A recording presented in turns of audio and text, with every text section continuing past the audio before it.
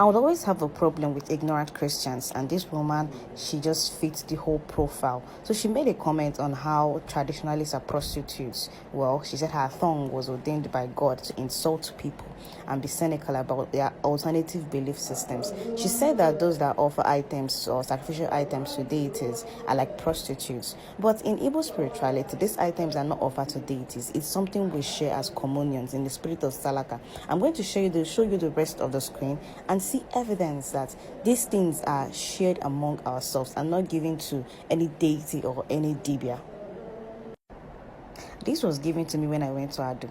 This was given to me at Okwani Newi. This was given to me when we went for a program in Edo Newi.